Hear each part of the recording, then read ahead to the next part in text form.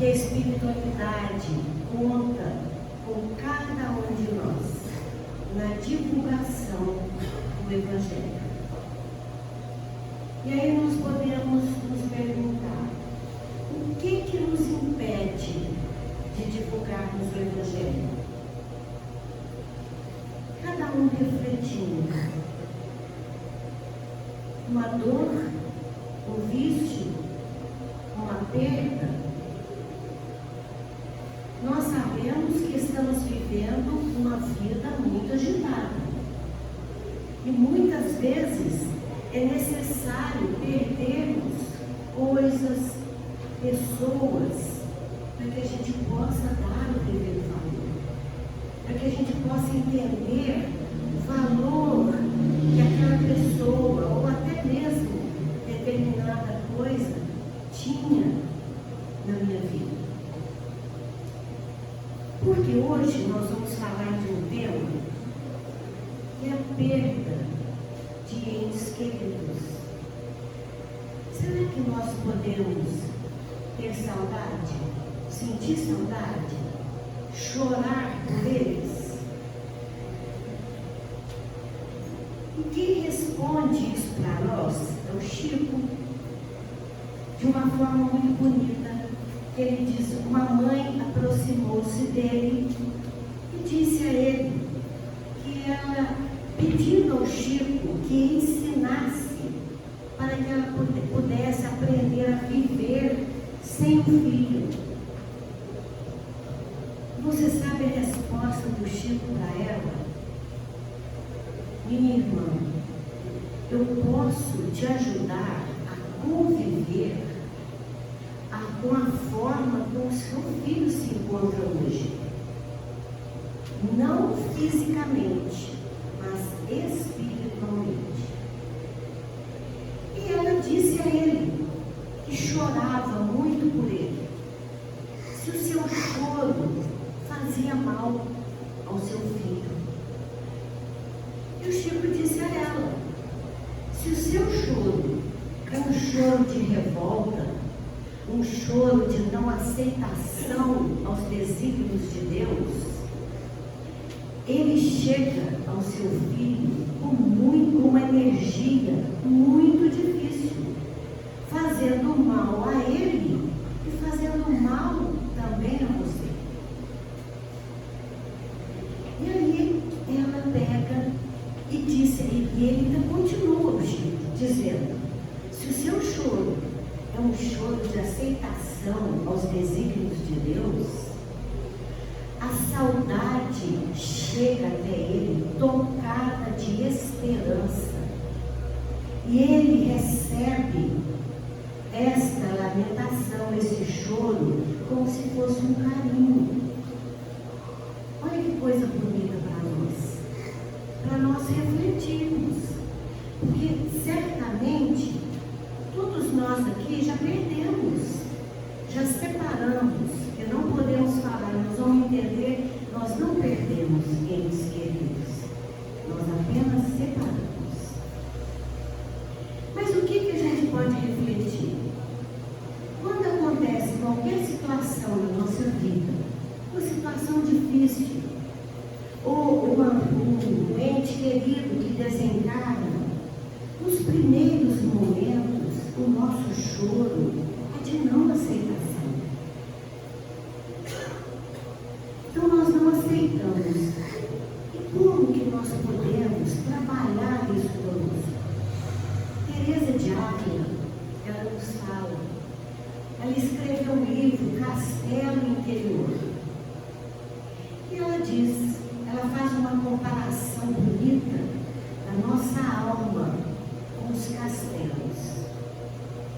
Ela diz que antigamente os castelos eram muito bonitos e rodeados, eles eram ao redor dos castelos, existia um lago.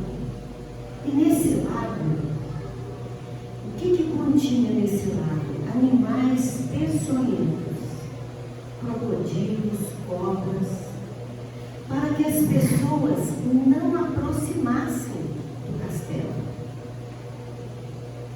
E essa comparação que ela faz, que é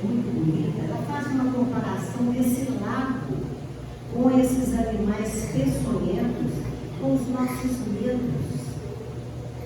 Ela fala que para adentrarmos a esse castelo, nós temos que vencer os nossos medos. Porque ali dentro, é no nosso coração que se encontra o Pai. E que nós não queremos sair do lago. Porque viver naquele lago, com os nossos medos, nós já acostumamos e já sabemos lidar com eles. Mas ela quer nos ensinar para que a gente aprenda a sair desse lago. Porque esse lago somos nós, permanecermos vivendo encantados com as coisas do mundo, achando que vivermos aquela situação, viver os medos, é muito normal. E ela diz que nós temos a capacidade maior de sairmos desse lago e encontrarmos a passagem estreita, que é adentrar esse castelo. Por isso, todos nós aqui precisamos refletir. Qual é o meu maior medo? Todos nós aqui trazemos medos, cada um em uma intensidade. Mas nós temos que saber. Porque, segundo estudos, um dos maiores medos do ser humano é o medo da morte. Nós ainda temos medo da morte. Por quê? Como que nós podemos trabalhar esse medo conosco? Kardec nos ensina, aprendendo, entendendo o sentido da vida, entendendo que somos seres imortais e que estamos vivendo provisoriamente uma experiência corporal. Somos seres imortais. Qual que é o sentido da minha vida? Porque nós não queremos saber. Nós vamos vivendo. É muito mais fácil para nós vivermos. E muitas pessoas ainda dizem assim: mas por que Deus foi criar a morte que nos traz tanto sofrimento? Essa separação com os entes queridos, com os entes que nós amamos. Aí Kardec responde: é por não entendermos o sentido da vida. Que a nossa pátria verdadeira é no plano espiritual. Que ora nós estamos encarnados e ora desencarnados. E que nós podemos sim ter saudade, sentir saudade, chorar por entes queridos. Mas nós temos que lembrar do Chico. O nosso choro é de revolta? É de não aceitação dos desígnios de Deus?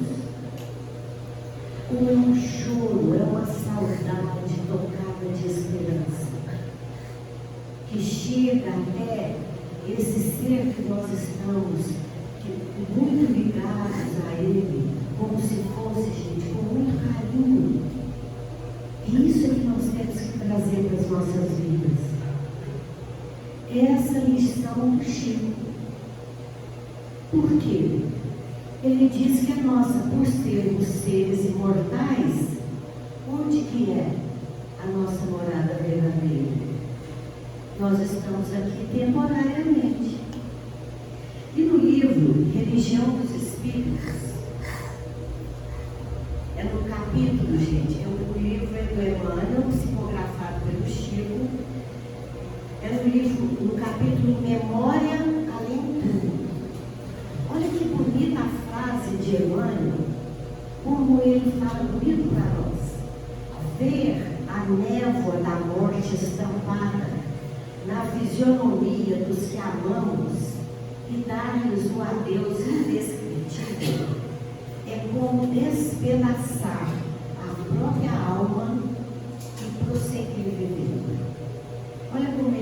bonito todos os nossos sentimentos. Essa frase dele. Ele ainda completa: morrer, somos nós viajarmos de volta para casa. Aqui nós podemos lembrar, você já viu quando a gente sai a passeio, começa a demorar muito, a gente fica doido para voltar para casa? Então, é isso que Emmanuel quer nos ensinar. Então, para, gente, para que a gente possa entender a morte, Emmanuel nos explica aqui que nós temos que entender a vida. Ele fala aqui, ó, a vida é uma só. As existências que são muitas.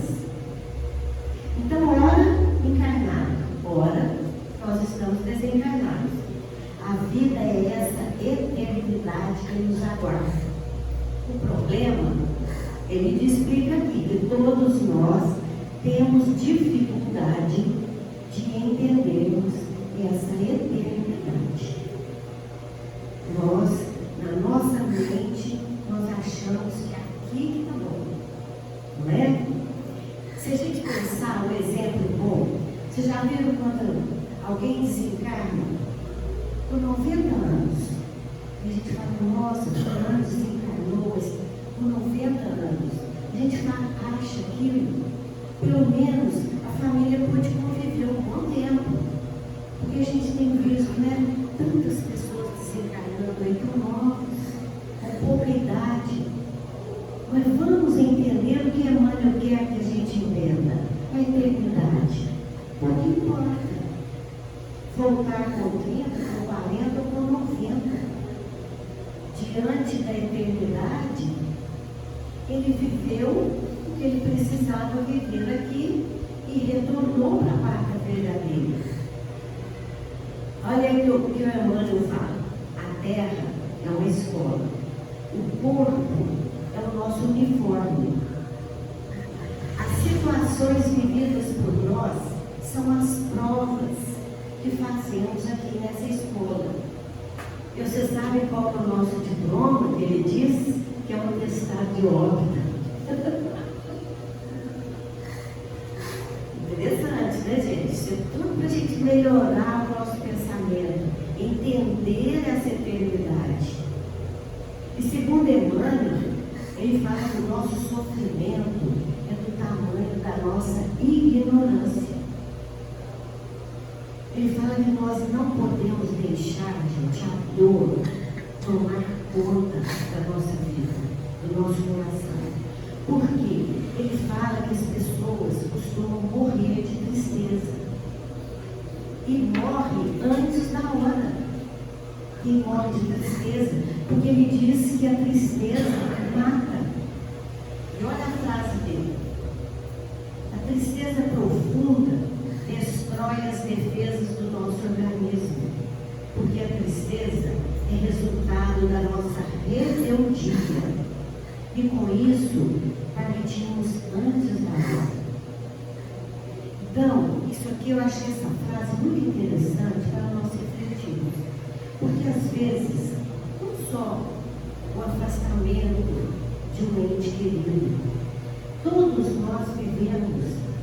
Nós estamos vivendo num mundo com muitas situações delicadas e que nos deixam tristes, que é super normal.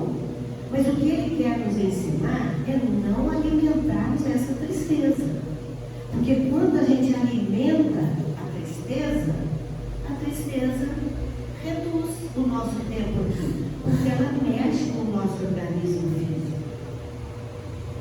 E como, gente, que nós podemos reconhecer Deus diante de um momento difícil que a gente passa, que a gente enfrenta? Emmanuel responde que nós vivemos muito preocupados com prazos, responsabilidades, e com isso ele diz que nós vamos afastando do Pai. Ficamos envolvidos. Olha, gente, presta atenção. Para onde que nós vamos? Nós vamos, a gente permanece no lado, alimentando o nosso lado sombra.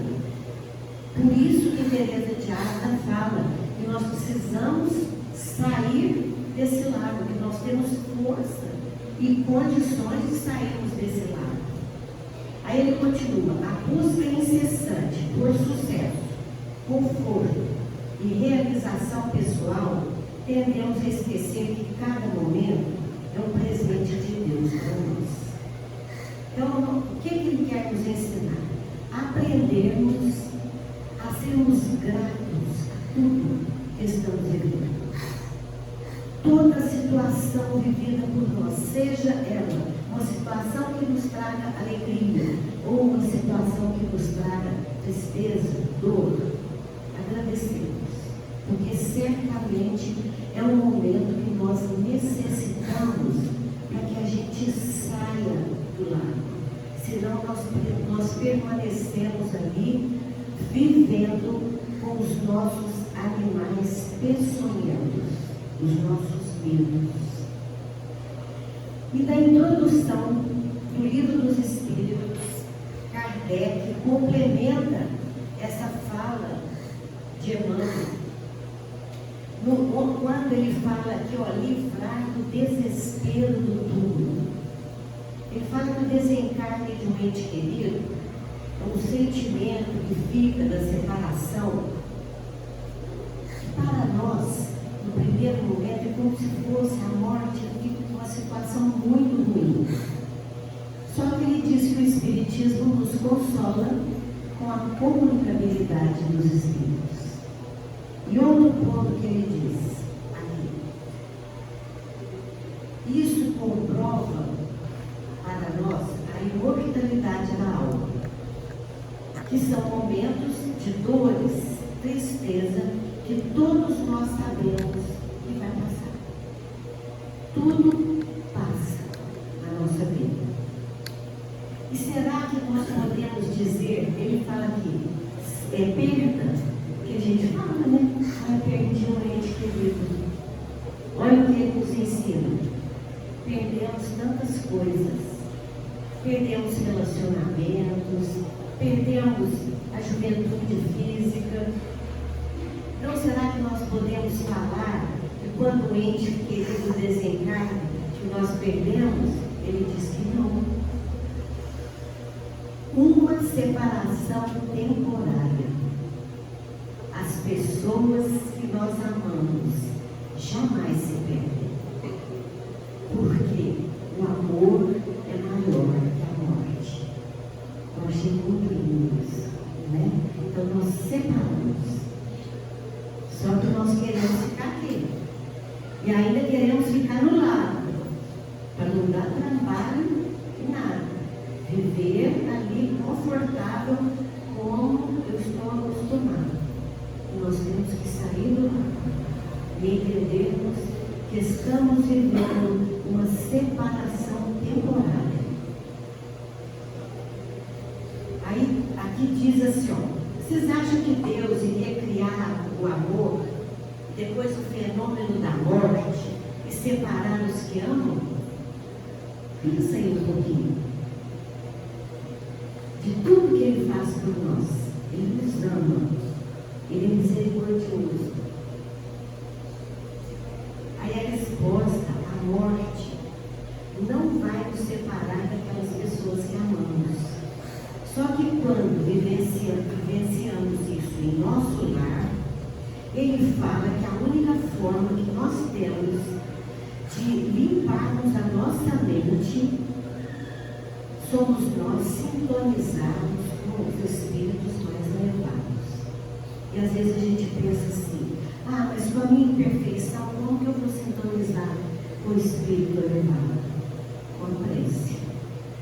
Ou o que o Maciel falou aqui para nós no início, o trabalho de ajuda aos semelhantes. E todos nós podemos fazer isso, porque quando fazemos o bem, nós estamos trazendo o bem para os nossos corações. E isso nos conforta. Por quê? Porque todos nós, gente, nós não queremos viver em paz. Nós não queremos paz no nosso dia, nas coisas que estamos realizando? Mas que paz que nós estamos buscando para nós? Isso que a gente tem que refletir. Paz, para muitas pessoas, é viverem tranquilos, não serem incomodados com nada. Poucas as pessoas associam paz com trabalho. Qual é a paz que o mundo nos oferece? Nós sabemos que muitas nações é o silêncio das armas. Nós estamos vivenciando isso. Para muitas pessoas, é não serem incomodadas. Para outras pessoas, ter paz é quando pode tirar férias e descansar bastante. Mas qual é a paz que nós queremos para nós? Como buscá-la e como mantê-la? Somente Jesus nos ensina essa paz. Que Ele diz para nós: humildade de espírito e simplicidade de coração. Essa é a paz que o Cristo nos oferece. E como que vamos trabalhar isso conosco? O Evangelho. O Evangelho é o nosso livro de cabeceira. Quem puder ler depois, capítulo 9 do Evangelho, bem-aventurados os brancos e os pacíficos, ali nos ensina. Aqui nos ensina muito sobre essa paz. Primeiro, é algo que é busca individual. Ninguém pode buscar por outro. E aqui tem uma indagação que eu achei muito interessante. O que nos afasta da paz, gente? Que é o que nós queremos saber. Aí o Kardec nos ensina. Termos uma vida desregrada, sensualista, vulgar. Porque assim, com esse tipo de vida, nós vamos sintonizar com quem? Com espíritos iguais à nossa postura, espíritos inferiores. Então aqui, nós podemos lembrar um exemplo prático disso. Vocês já viram uma pessoa quando nos pede, está passando por dificuldade, está muito difícil, pede para a gente orar? Nós oramos. Mas, o que o Chico Xavier nos ensina? Se nós temos uma bolinha de borracha, se nós jogamos essa numa parede, se essa parede tem uma abertura, a bolinha vai passar. Mas e se essa parede não tem essa abertura, ela está completamente fechada, refratária? O que vai acontecer? Essa bolinha vai bater e vai retornar para nós. Então isso aqui é uma grande lição. Nós devemos pedir sim que o outro olhe, mas nós temos que refletir. Esse momento que eu estou vivendo, que me traz tristeza, que me traz dor, é para que eu mude o caminho que eu estou percorrendo. Quer dizer que o caminho que eu estou percorrendo não é o melhor. Eu tenho que buscar a lição do Evangelho. Eu não posso permanecer com a mesma atitude. Porque senão é como se a bolinha tivesse o quê? Batendo em um local refratário. Vai voltar. Volta para mim. O bem que nós queremos doar ao outro, ele volta para nós. Mas o outro está refratário em receber. Por isso aqui nós podemos lembrar do apóstolo Paulo. Quando ele conversando com Jesus, ele dizia: as pessoas que seguem são pobres, não têm nada, e eles são felizes. Eu tenho tudo e não trago essa felicidade comigo? Qual foi a resposta de Jesus para Paulo? Paulo,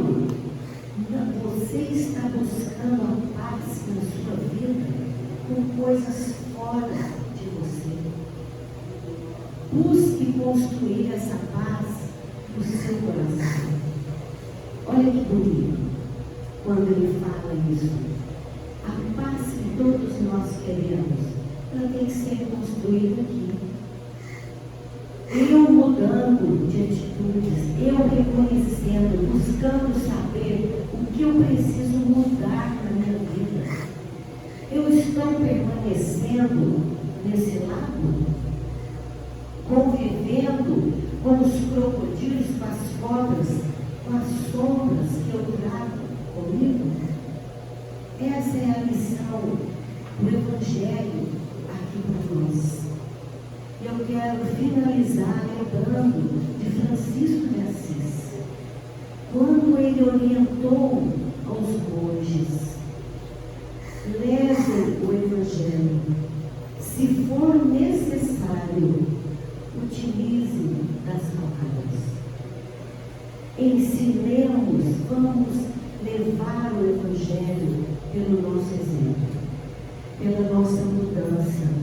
A doutrina espírita e o Evangelho nos ensinam que toda a responsabilidade está nas nossas vidas. A responsabilidade é nossa. Então, que Jesus nos abençoe e continue sendo luz a iluminar os nossos caminhos. Muita paz.